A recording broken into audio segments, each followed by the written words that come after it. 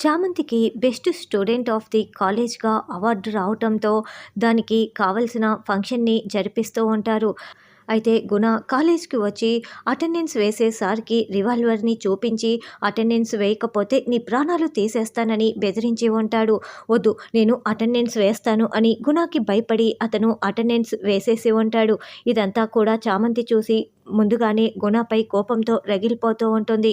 అప్పుడే గుణ చామంతి దగ్గరికి వచ్చి చామంతి చేతిలో చీపురు పెట్టమని చెప్తారు. ఇప్పుడు ఈ చామంతి చేతిలో చీపురు ఉంటే చూడడానికి సరిగ్గా సరిపోయింది. ఇలాంటి వాళ్ళు ఇలాంటి పనే కదా చేయాల్సింది. బెస్ట్ స్టూడెంట్ ఆఫ్ ది అవార్డులు తీసుకోవటం ఏంటి నాకేమీ నచ్చలేదు అని అందరి ముందు చామంతి చేతిలో చీపురు పెట్టి ఎగతాళి చేస్తూ ఉంటారు. దాంతో చామంతి కోపంతో రగిలిపోతూ చూస్తూ ఉంటుంది. ఎస్, నేను చెప్పినందుకు గుణ దీనికి బాగా బుద్ధి చెప్తున్నాడు అని నిషా చాలా సంతోషంగా చూస్తూ ఉంటుంది. తర్వాత best student of the award function జరుగుతున్న కారణంగా చామంతిని స్టేజ్ మీదకి వచ్చి మాట్లాడమని చెప్తారు. అప్పుడే చామంతి స్టేజ్ మీద నిలబడి ఈ college best student of the ఇయర్‌గా నాకు వచ్చినందుకు నాకు చాలా సంతోషంగా ఉంది.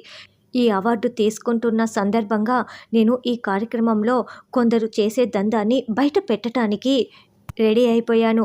ఎవరి దందాలకి ఇక్కడ ఎవరు కూడా తల వంచను అవసరం లేదు అని చామంతి చెప్తుంటే, చామంతి అసలు నీపై అలా ప్రవర్తించింది ఎవరు? చెప్పు చామంతి, వాళ్ళు ఇక్కడే ఉన్నారా? వాళ్ళ సంగతి ఇప్పుడే చెప్తాను అని ప్రేమ్ అడుగుతూ ఉంటాడు. ఇక చామంతి చాలా కోపంగా గుణ వైపు చూస్తూ ఉంటుంది. ఎవరి దందాలని కూడా సహించేదే లేదు.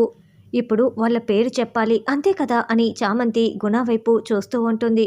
నిజంగానే నా పేరు చెప్పేస్తుందా?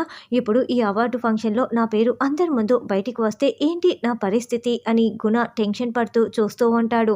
మరి చామంతి గుణ రివాల్వర్ పెట్టి బెదిరించటము, తన చేతిలో చీపురు కట్ట పెట్టటం మొత్తం కూడా బయట పెట్టేసి ఇప్పుడే అందరి చేత బుద్ధి చెప్పించనుందా అన్నది రానున్న ఎపిసోడ్‌లో తెలుసుకుందాం.